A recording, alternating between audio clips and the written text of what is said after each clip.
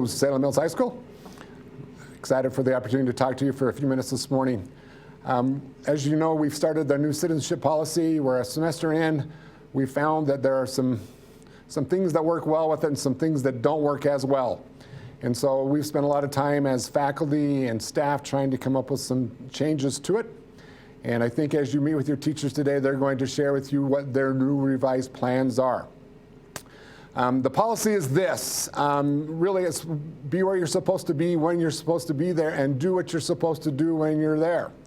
And so a lot of students have found that there's some loopholes in it, and we're not accomplishing what we want with it. So we're going to tighten it up a little bit, try to help you be more successful.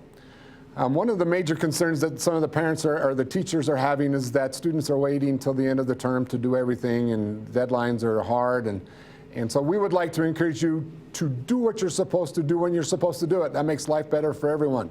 And those of you who procrastinate to the end, it just doesn't work. So be wise in what you do, schedule your time wisely, and make sure that it works. Okay?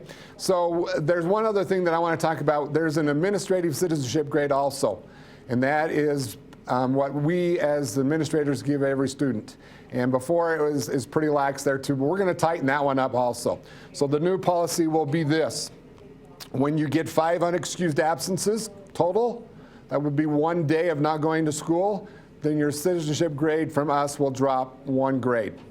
When you get 10, it'll drop 2 grades, and when you get to 15, it will drop 3 grades, which will put you at a U. Also, we're going to incorporate tardies into that. So as you have tardies, if you get 10 tardies, that will drop you 1 citizenship grade. 15 tardies will drop you 2, and 20 tardies total for the term will drop you to a U from us. So we just need you to be where you're supposed to be when you're supposed to be there.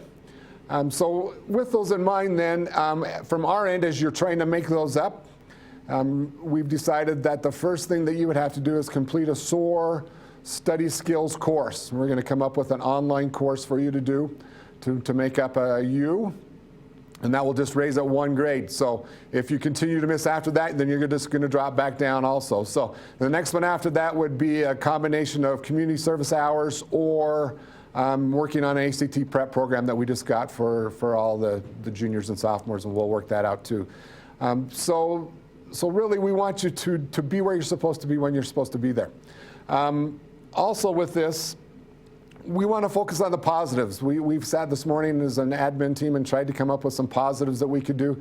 And really what I would like is a little focus group of students to give us some input. So if you're interested in being part of that conversation of how we can reward those of you who are doing what you're supposed to do, contact me or one of the administration members, Mr. White or Ms. Reynolds or Mr.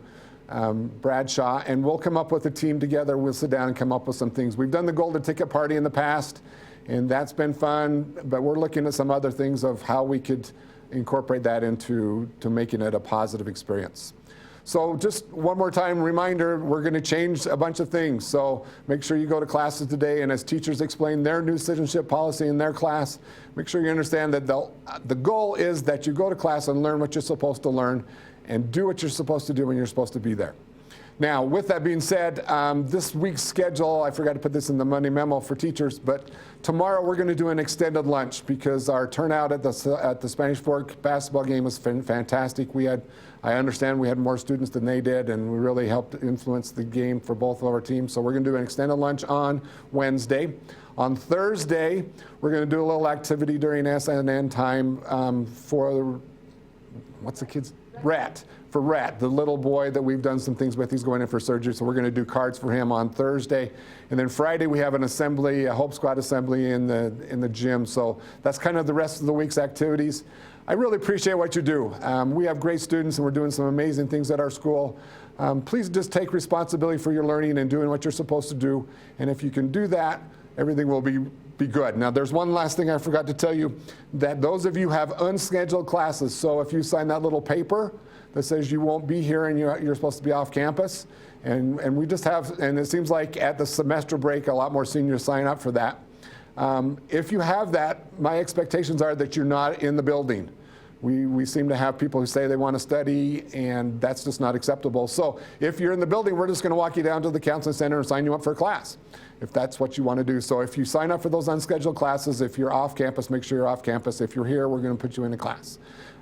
Everybody should be working together for the same thing. We want to make Salem Hills the best. We want you to be successful as students. So do what you're supposed to do. Spirit, heart, honor, success.